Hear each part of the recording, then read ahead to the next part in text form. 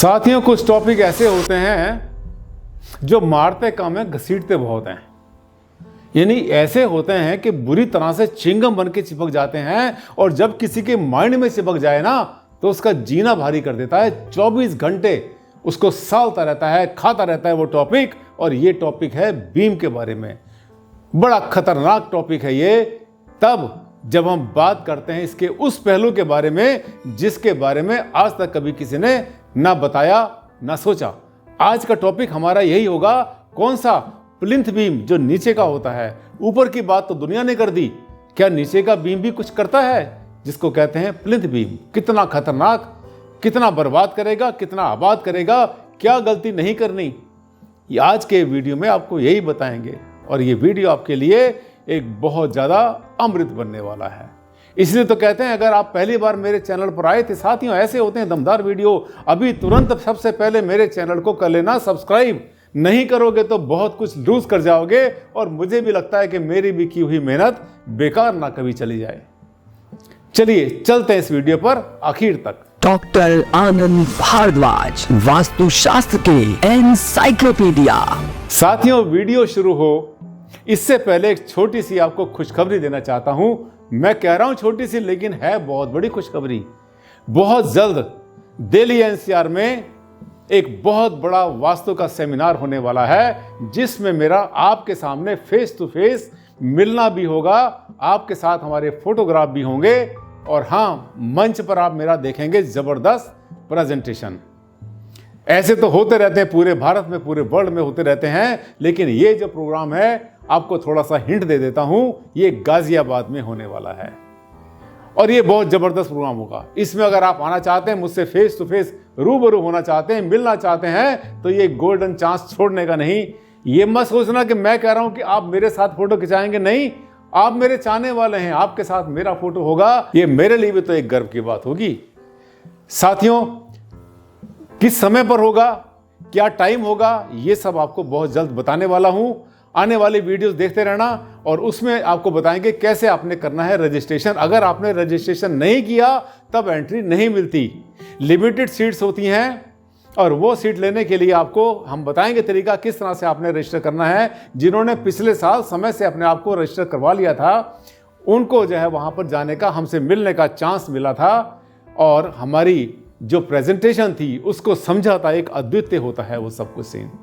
खाना पीना वहाँ पर आपके लिए सब, चाय पानी सब कुछ फ्री होगा, कोई एंट्री फीस नहीं होगी यदि आप हमारे थ्रू रजिस्ट्रेशन करवा के जाते हैं। चलिए आज का टॉपिक शुरू करते हैं। आज का टॉपिक है हमारा बहुत ज़बरदस्त बीम के बारे में। छत व फर्श में बीम और वास्तु बीमों का चक्कर क्यों बने घन चक्कर। हाँ, बीम जो है ना, ये जब इनको जब सोचना शुरू करते हैं ना, कहाँ बने, कैसे बने, कितने बने, कहाँ पे खड़ा हो, और जब बीच में आके फंस जाता है कॉलम, तब तो हालत खराब कर देता है। दरवाजे के ऊपर का बीम कितना बड़ा वास्तु दोष, आपको पता है कि लगभग हर दरवाजे के ऊपर एक बीम डाला जाता है, हर खिड़की के ऊपर भी बीम डाला जाता है। और जो दरवाजे पर बीम डालते हैं उसके नीचे से निकलते हैं, घर में आप प्रवेश कर ही नहीं सकते जब तक कि उस बीम के नीचे से आप क्रॉस नहीं करेंगे। और हाँ, जहाँ से क्रॉस करते हैं वहाँ दीवार पर भी तो एक बीम होता है, ये भूल गए? आइए चलते हैं, क्या ठीक क्या गलत। ये देखिए प्लिंथ बीम कितना खतरनाक। ये एक हमारे पास किसी ने मैसेज भेजा है, रोमा जी ने, कहते हैं नमस्ते गुरुजी, प्लिंथ बीम यानी बीम की व्याख्या में आता है क्या प्लिंथ बीम? क्या प्लिंथ बीम डैमेज हो जाए तो वास्तु दोष होगा? Please reply. कितना जबरदस्त सवाल उन्होंने कर दिया। यही तो है खूबी मेरे चाहने वालों की, ऐसे ऐसे सवाल करते हैं छांट छांट कर कि अच्छे अच्छे वास्तु वाले जवाब ना दे पाएं। प्लिंथ बीम क्या होता है आपको बताते हैं। सबसे पहले बीम तो आपने देखे कॉलम होते हैं खड़े हुए, जो कॉलम खड़े हुए होते हैं उनको तो हमने कॉलम बोल दिया, ये सब कॉलम है जो खड़े हुए हैं। जो बीम होते हैं जहां पर जाकर कॉलम आपस में मिलते हैं, ये सब के सब बीम होते हैं। ये देख रहे हैं सब, ये सब जो है ऊपर जो है ये सब के सब बीम हैं, जो खड़े हुए हैं ये कॉलम है। अब एक दो बातें ध्यान करना, जो लटक बीम होता है, जो लटका हुआ बीम होता है, उसके नीचे कभी ना बैठे। वास्तु का एक बहुत बड़ा सिद्धांत है, उसके ऊपर जो है टेंसाइल फोर्स होती है और नीचे बैठने वाला आमतौर पर टेंशन में रहता है। ये पुराने समय से कहते चले आए हैं, कोई नई बात नहीं है, आपको सबको पता ही है।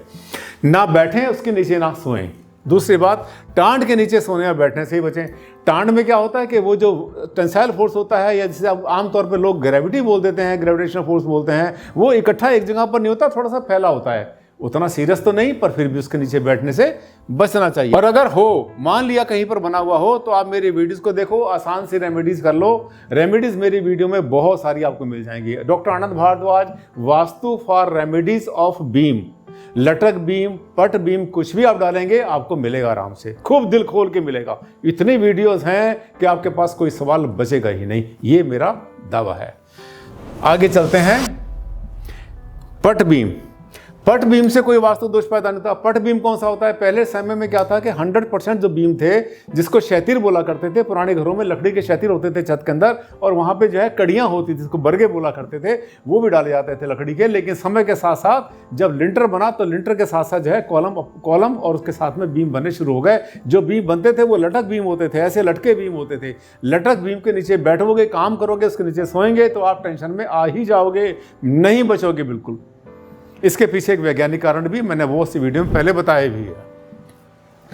प्लिंथ बीम का कोई वहम नहीं।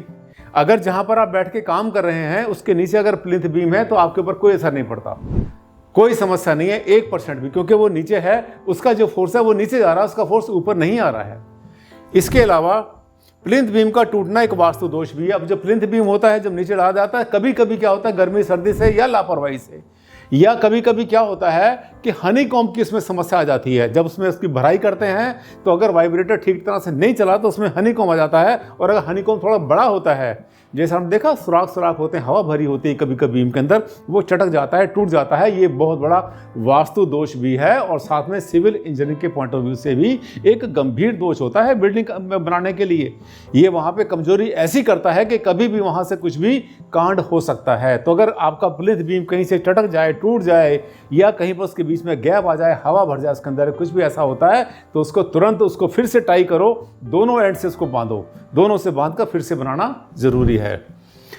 इसके बाद में भवन के लिए भी सीरियस होता है, कमजोरी भी होता है, भवन के सीरियस कमजोरी भी होता है, ये जो होता है चटका हुआ। इसके अलावा तुरंत बीम को टाई करके बनवाओ, बिना बीम के प्लिंथ चटक जाए तो कोई वास्तु दोष तो नहीं, पर भवन निर्माण की दृष्टि से अच्छा भी नहीं होता। बिना बीम वाला, पहले क्या होता, जो प्लिंथ बनाया करते थे वो पतली सी लेयर होती थी, 2 इंच की 3 इंच की डाल दिया करते थे, सीमेंट की लेयर डालते थे, उसके ऊपर कोई पन्नी डालते थे, पॉलिथीन डालते थे, या उसके ऊपर आमतौर पे तारको लगाया करते थे ताकि नीचे से मॉइस्चर ऊपर ना जाए। वो जो सिस्टम था उसमें अगर जो आपने प्लिंथ डाल रखी है, जो पतला सा आपने सीमेंट का एक लेयर डाल रखी है 2-3 इंच की, अगर वो कहीं पर चटक जाती है, क्योंकि गर्मी सर्दी से अक्सर चटक जाया करती है, तो चटकने के बाद उसकी फिलिंग भी अपने आप हो जाती है मिट्टी से, फाइंडर से, वो कोई वास्तु दोष नहीं होता। पर फिर भी कोशिश करो कि मटेरियल ऐसा यूज करें जिसमें कोई भी चटक ना आए। आगे लेके चलते हैं आपको। ये देखिए, ये आप देख रहे हैं, ये जो नीचे के बीम होते हैं, जो नीचे के बीम होते हैं आजकल इस तरह से बनाने शुरू कर दिए हैं। जो प्लिंथ बीम है उसके नीचे की सभी ईंटें नहीं लगाते, कोई ईंट नहीं है। देखिए ये, अब ये पता चल गया बिल्डरों को, ये बड़ा समझदार है कोई बिल्डर, बहुत अच्छा इंजीनियर है ये, सिविल इंजीनियर जो बना रहा है। इस पर भी सवाल मेरे पास आया था कि आजकल जो है जो प्लिंथ बीम बनाते हैं उसके नीचे ईंटों की दीवार होती ही नहीं, यानी नीचे से जो है नींव खोद करके जो दीवारें बनाई, वहां पे लाखों ईंटें लगाई, वो ईंट लगाई नहीं, बिना ईंट के सीधी यहाँ पर जो है देखिए ये प्लिंथ बना दिया इन्होंने, टाई बीम खड़े कर दिए इन्होंने, बना दिए नीचे से जमीन से ऊपर उठाकर। अब इसके नीचे मिट्टी भरी जाएगी, नीचे यहाँ पर ईंटें नहीं आएंगी। अगर ऐसा बनाते हैं तो हमसे किसी ने सवाल किया था कि सर ये आधारहीन भवन बन जाते हैं, किसी ने कह दिया नहीं बनते। आधारहीन कैसे बन जाएगा भाई, आपने नीचे ईंटें तो नहीं लगाई, मिट्टी तो भरेंगे, पूरी कूटेंगे, वहां पर पूरा कॉम्पैक्ट करेंगे उसको अच्छी तरह से।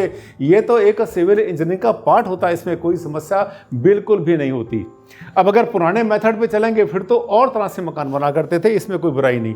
अब चलते चलते बताऊं मैं आपको, अगर आप दरवाजे के अंदर से अपने घर में आ रहे हैं और ऊपर उसके दरवाजे के ऊपर बीम है, वो कभी भी वास्तु दोष पैदा नहीं करता।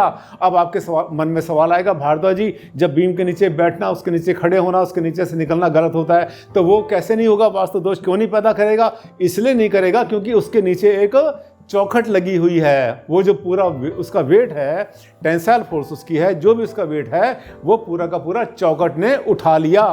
तो ऊपर से जो आप बीम के नीचे से क्रॉस कर रहे हैं अपने घर में, मुख्य द्वार के अंदर से, हर घर के अंदर 100% नहीं तो 99% घरों में ऐसे ही बीम बनते हैं जिसके नीचे से क्रॉस करते हैं, वरना मुख्य द्वार बन ही नहीं सकता आसानी से। कोई वास्तु दोष नहीं होता। अगर नीचे प्लिंथ बीम आपने बनाया, उस पर बैठते हैं, पढ़ाई करते हैं, सोते हैं, काम करते हैं, कोई समस्या उसमें 1% भी नहीं। बिल्कुल मन से वहम निकाल दो।